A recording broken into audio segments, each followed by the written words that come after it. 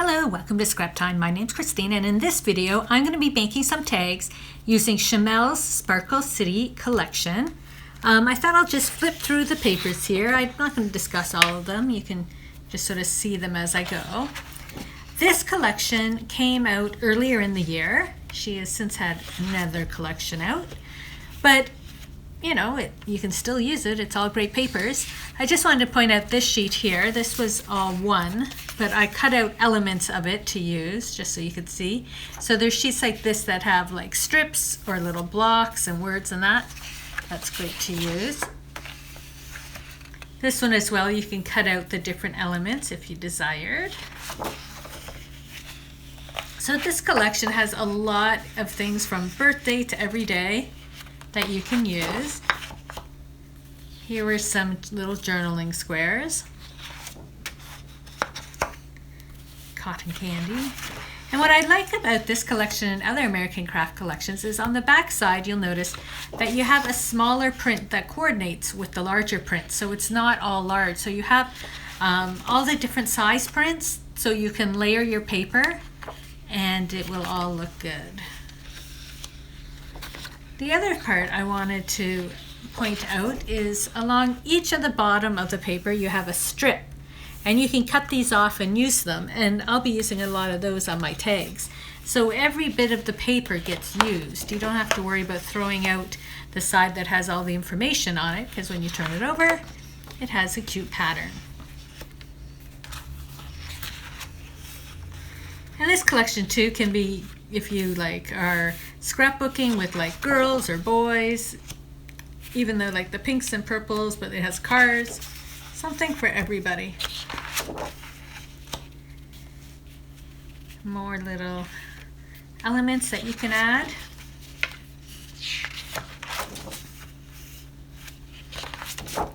And this last one here, cute little clouds. And again, a nice sort of subtle background, so you can use this as the base and then build up on it. So those are the papers I'll be using.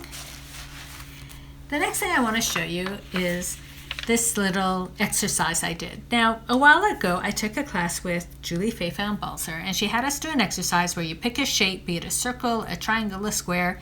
In this case I was doing lines, and think of all the different patterns you can do using that one shape, by enlarging it, by making multiples of it, whatever.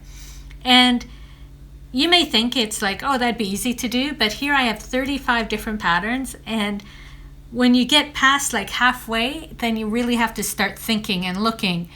And so it's a good exercise to do, and then once you have it, you can use this as a reference point. So if you're doing like a scrapbook layout or cards or whatever, and you want to form some different backgrounds, this can be stamped images, it can be paper, it can be paint, so many different things. So it's just a good exercise that Julie had taught me in the class. So I was using some of these designs when I was making my tags. So I'm going to start just by showing you a few of the tags I made. So this one was just a simple tag. I did the nice background you can see, and then I cut out a strip of the teacups or coffee cups, whatever cups, and then just balanced it out with the same pattern on either side. Here I took an element, and in here I can write or I can stamp a little message. I cut the wonderful off the paper and then added in a few of the other strips from the ends of the paper. And then this one, I took one of my designs from my little sheet I had done and just did an overall design. Now a lot of people ask what you use tags for, because in this case they're paper tags, not so much like if I'm doing art techniques. But these ones are great. School has started, and I'll use these to write notes to the teachers. So instead of just writing a piece of paper, I'll give them a cute tag that will have the note on it. Another great thing is you can add it to a gift. I didn't cut out the holes, but I can still cut out the holes, add it to a gift. When I do my art ones, I use those, I cut them out. You can cut them with punches or die cuts, whatever, and add elements to your page. You could even just take this and add it to a scrapbook layout, depending on the pattern you used. You could put a picture on it. It can like be sort of a background to a layout. You can use it in scrapbooking. You can write your journaling and then make a little pocket for it to come in and out of. So there's a lot of different ways you can use tags. These ones, because of the design of them, it's pretty, like I'll just use them for notes or with gifts. Now, before I get into the demo, I just also want to show you that what I did on this one is I took a bunch of strips of paper and just sort of glued it on. And this one I'm doing not so much as having it like this, but in the next video, if you come back and watch the next video, depending when you see this, I'm using this as a background where I'm going to turn it into this. So stay tuned, a little teaser for the next video that's coming out. We'll show you how to turn this into this and why you want to do this. But today I'm going to make you a little tag. I just have tags that I bought at the store, like at a business supply store.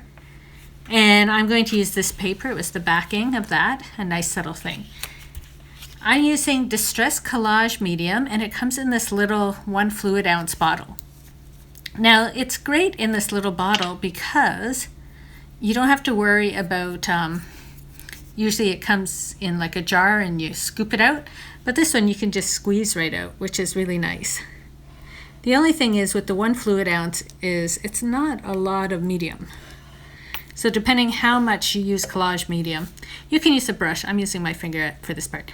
But depending how much collage medium you use, it may not be enough for you. So that's the only downfall I find. If you don't use it often though, it's really great because as I said, you can just squeeze it out. Now I'm making a nice thin layer there. And as I said, I just used my finger, but you can use whatever you'd like, a brush or a palette knife. And then I'm adhering my paper to it. Gotta pull it up.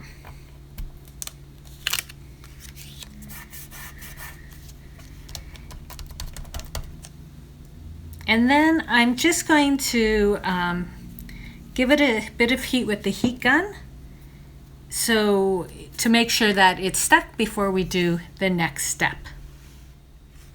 So I dried my medium, so now I'm going to cut out my tag.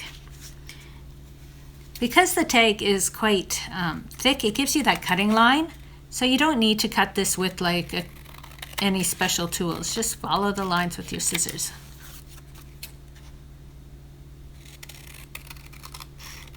Now if you notice some of your corners are missing adhesive, you can always go back and add more.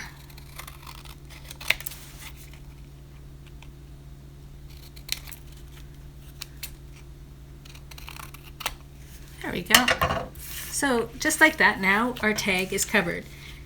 Now you can use other glues as well. I just like to use gel mediums whenever I'm working with paper because it doesn't buckle the paper, it's nice and smooth. So next I have these little strips here, and these were from they're all the ends of the paper, you can see here. And so this is great way, like to make tags when you have if you finish a project and you have so much extra little paper lying around, you can just make up some tags. I'm just sort of playing with the colors and designs right now. So because this is white and has a pattern, I don't want to put two patterns side by side like that, so I'm separating it with this blue. But then I'm like, oh, I don't think I want to put the blue on blue, so I think I'm going to move this. So these are things you can think about when you're trying to decide where you want to place your patterns. I know I want the balloons there, so I'm going to layer my other patterns with that in mind. Do I want pink on? I think I want the dark on top. So I think this is the order I'm going to do my things.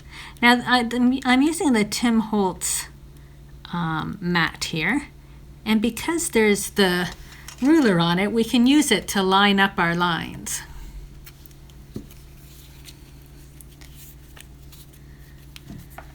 So I'm using the medium again, and I'm just doing a little strip where I think it might be.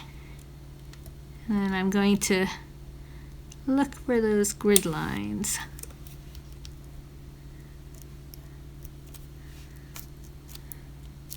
And I'm just going to glue on each of my pieces.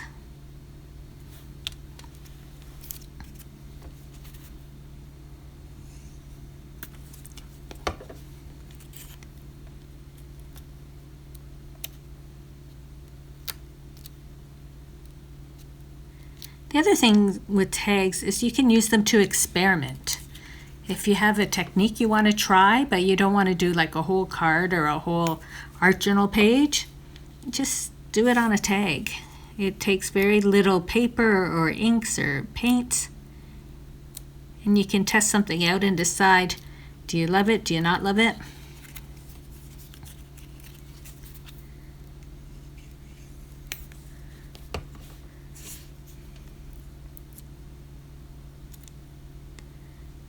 I've stopped using the grid marks. I tend to just eyeball things. So if you really want to make sure everything's exactly straight, then use the grid marks. If you're like me, I just sort of go, yeah, that's about close enough.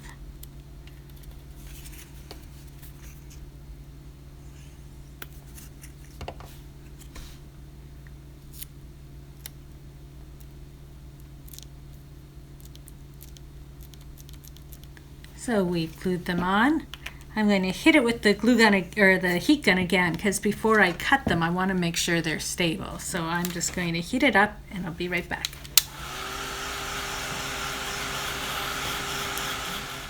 So my adhesive is dry, so I'm just going to again go to the back and just cut off these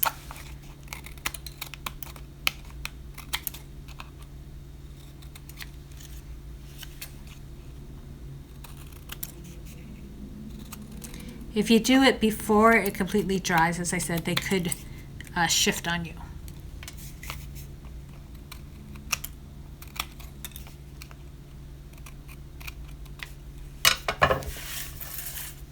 And there we go. So this is basically just a reminder that you have all these little scraps of paper and you can use all your leftovers to make some really cute tags that you can use, as I said, add to gifts or do like teacher's notes, what have you. It's just a fun way to use your scraps, and then maybe try doing an exercise like this. So it may help you when you're trying to think of something new. I find I do the exact same pattern over and over again. So maybe by doing an exercise like this, it will help increase the different ideas you may have. And as I said, come back for the next video, depending when you watch this, next week, or just click on the next video, and you'll see how we can turn this tag into this. Thanks for watching. Be sure to give our video a thumbs up and subscribe to Scrap Time videos on YouTube. In the meantime, here are a couple other videos you might be interested in watching. See you next time. Bye-bye.